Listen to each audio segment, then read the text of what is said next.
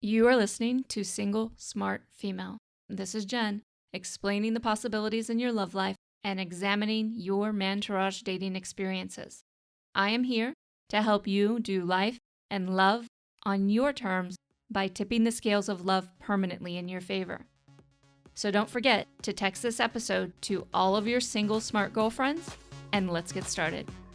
Why, hello, single smart female. It's your romantic fairy godmama coming to you today with a single smart female listener question. Now, this listener question from a single smart female comes all the way from down under. In fact, she calls herself Miss Dating Down Under. Now, Miss Dating Down Under writes, "Hey Jen, so I've recently started Mantourage dating and I've met some great guys. One of them is only a few months out of a relationship, and I didn't know this until a couple of weeks ago. He treats me really well and I can't fault him at all. I also can't really fault how I've handled the whole situation, probably because I'm Mantourage dating. So thank you for all of your advice. You are most welcome." So the conversation about his ex came up after he invited me as his plus one to a birthday party, and I overheard one of his friends say, didn't him and his ex only break up like 3 months ago? We had been going on amazing dates for the last 2 months at the time of this conversation. His ex also messaged him for the first time since they broke up that night. I thought it was considerate that he told me that she had messaged, but this started a conversation that felt premature and uncomfortable. So I told him that I don't care that she's messaging or that they only broke up 3 months ago, but I don't want to be his rebound and get screwed over if he's not emotionally available and just wants a casual thing. He was very honest and told me that I'm not a rebound or a casual thing and he really likes me, but that he's in no rush to get into another relationship and would like to see where things go. I've never once felt like a casual thing either. So my question is, should I be dating men who are potentially emotionally unavailable? And what do you take from his response? I've continued to see him and have fun with him, but I'm not sure if I should keep him in my Mantourage or if he's a bit of a write-off for potential relationship down the track. If he's a bit of a write-off, not or. Okay, so Miss Dating Down Under, I want to start with something very, very important. And this is for all my ladies out there. I want you to go to explainmen.com and I want you to get my free lesson on understanding men. Now, why? Why? Because I'm going to tell you, be really upfront, and I don't want this to freak anyone out, but men tend to move on a lot more quickly than women do. Is that a hard and fast rule? No, not by any means. There are very few hard and fast rules, but it is a tendency, it is something to acknowledge, and it doesn't necessarily mean all the things that we want it to mean. So go to explainmen.com and get my free lesson on understanding men. The 9 things that you really do need to know about men instead of all the bullshit that they're trying to teach you out there. Okay, now, number 2, and this is something we as women have to stop doing. We, in order to try to self-preserve and think that we have a grasp on men, we kind of stand on this high horse of saying when men are emotionally available and when they're not emotionally available. A man who wants to be emotionally available will be emotionally available. Contrary to everything you think you've learned about men, he's not unavailable or damaged goods necessarily, especially if he finds a woman that he's really inspired by and wants to be with. And then that's why you hear these guys all the time that have been in these 20-year relationships and they wouldn't do anything, they wouldn't improve anything, and then all of a sudden they meet this other woman and they've decided they've just reworked their entire life and they left behind all their bad behaviors. I know it sucks and everything, but the first thing we have to do is just admit that we don't get men as much as we think we get men. And that we're not necessarily have such a higher emotional IQ. And from what I've seen over and over again, even the smartest women in the world don't necessarily have that either. In some cases, yes, some cases, no. It's really hit or miss. So we need to take a step back and stop stereotyping men and stop putting them into these categories when we don't really know if that is indeed the case. One of the things that I loved about this guy specifically is that he said he isn't ready for another relationship, but he would like to see where things go with you. Okay? That's really important. That's a lot of emotional maturity right there. Now, does that guarantee that he is emotionally ready for another relationship? No, fuck no, it doesn't. Okay? But there are no guarantees in life. So what we do, if you want to walk in the world of becoming an adored woman, is that we play with what is at hand in life and we enjoy it in all of its entirety and find ways to take it to the next level of enjoyment and pleasure. So, okay. So again, as women, we need to step 10 steps back and quit acting like we really understand and are so much more emotionally mature than men, when the truth is that we have other behaviors that we do that are just as poor in certain situations, and also understand that we don't necessarily know a man's emotional capacity.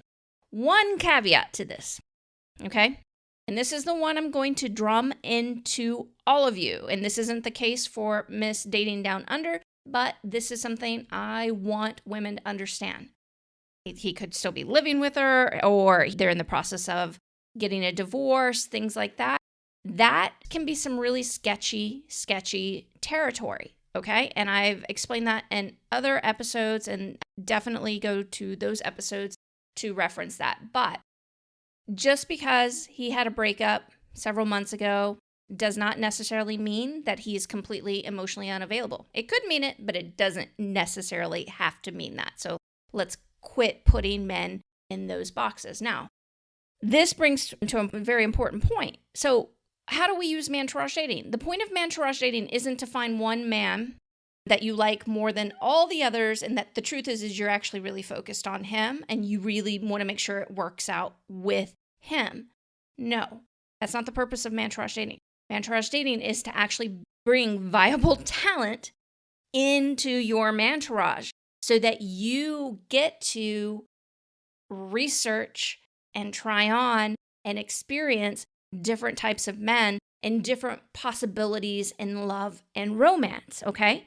Until you decide to go into an exclusive relationship with someone. So it gives you genuine options. So let me give you an example. My husband now, when I first met him, I could have, and I didn't focus on this, and I didn't make this assessment. I just focused on dating and dating in my Mantourage, but I could have put him easily in the category of emotionally not available. He was a hot fucking mess when I first met him, okay? In so many ways. But we had an amazing time together. We had lots of fun. He treated me respectfully when we were together. And I wasn't focused on him thinking, I actually didn't think that he was going to be my long-term guy. So you were asking, is it okay? You asked if somebody that's not emotionally available, but I actually want to reframe that because I don't think that we as women should be making that assessment all the time. You asked, and I'm going to reframe the question or rephrase the question. We're going to say, is it okay to date somebody that doesn't have necessarily long-term potential? And the answer is fuck yeah. Of course a guy like that can be in your Mantourage, especially one that you're just having fun with. Why? Because all kinds of things, amazing things can happen within a Mantourage. Now, is that your permission? Am I saying, hey, I said you can date him, so that means you need to actually hyper-focus on him and wish with all your heart that it's going to work out with him and just start creating this idea of just you and him? No, I'm not fucking saying that. I'm not saying that at all. I'm saying it is definitely okay to include him in your Mantourage.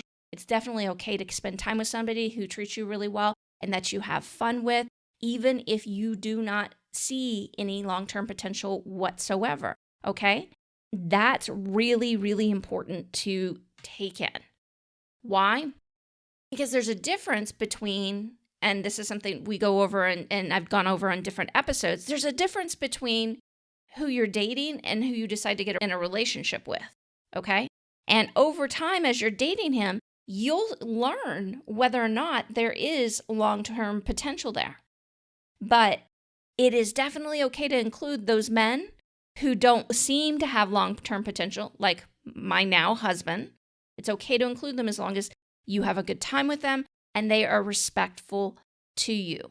That's really the big deciding factor. You want to focus more on the men that are treating you the way that you want to be treated. Why? Because you're setting up basically an attraction mechanism for having that in your life long term. But it's definitely okay to include somebody that you don't know if there's long-term potential or not. Now, the caveat on that is if it's super evident that all of the men in your Mantourage are no way, no shape, there's just no fucking way that any of them have any long-term potential, then you need to reevaluate your Mantourage because likely you're very afraid of getting into a relationship. Now, of course, you can always use Mantourage dating to just date. You do not have to use Mantourage dating to get into a relationship.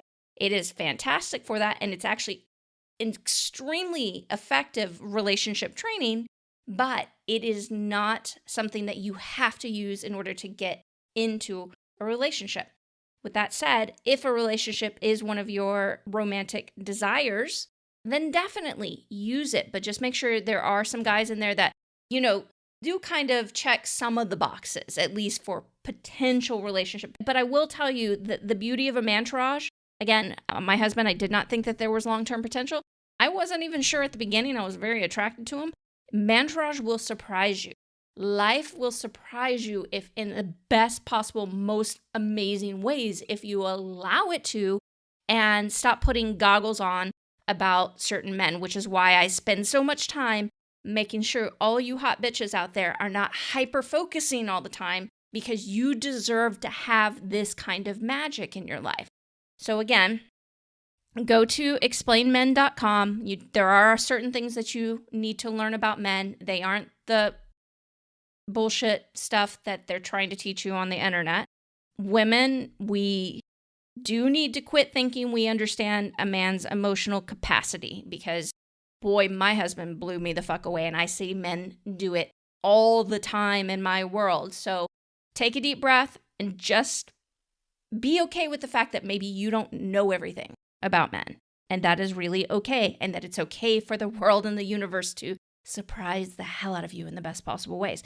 And finally, you need to increase your talent in your Mantourage in order for this to be effective, and understand the difference between actually having a certain type of man in your Mantourage versus the man that you actually go into a relationship with. And one more thing I did forget to mention. Now, I will say, as the fact that I have no problem with having this gentleman in my Mantourage, I don't necessarily know that I would be sleeping with him right this second. Why? Is it about him? No, it's actually more about you. And the more and more I do this every year, I'm a big supporter of women having the sex that they want in their life and to experiment in the ways that they want. But the more I do this, the more I see women really end up, even when they do the experimental thing, they always come back to the bonding mostly of a monogamous relationship. They mostly come back to the bonding of a monogamous relationship.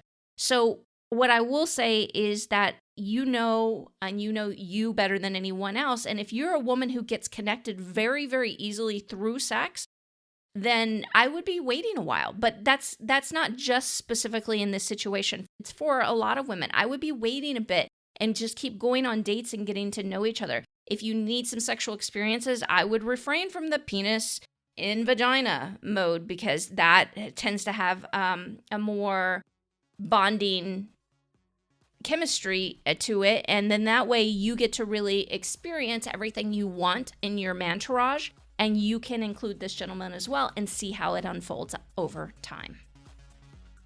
Okay, lover girl, it's time for the final thought on today's show. The more we women step off our high horse of thinking we really know men and their emotional capacity, the more room we create for romantic magic in our life. Hey, lover girl, don't forget to subscribe to the show in your favorite podcast app, as well as share this episode with all of your single smart girlfriends. And if you are ready to stop pretending that you can indefinitely survive on scraps of his romantic attention, and instead learn how to Mantourage date with your romantic fairy godmama directly, Then come schedule your application interview at secretsocietyofAdoredWomen.com. Most women repeatedly fail in their romantic endeavors because they have the wrong guidance, no accountability, no romantic support system, and shit-ass one-size-fits-all dating advice that doesn't work for smart, successful women. Adored women, on the other hand, have me at their fingertips to help them brilliantly navigate Mantourage dating with excessive laughter, giddiness, and all the right feels you've been craving. True love included, no batteries required. See you at secretsocietyofAdoredWomen.com.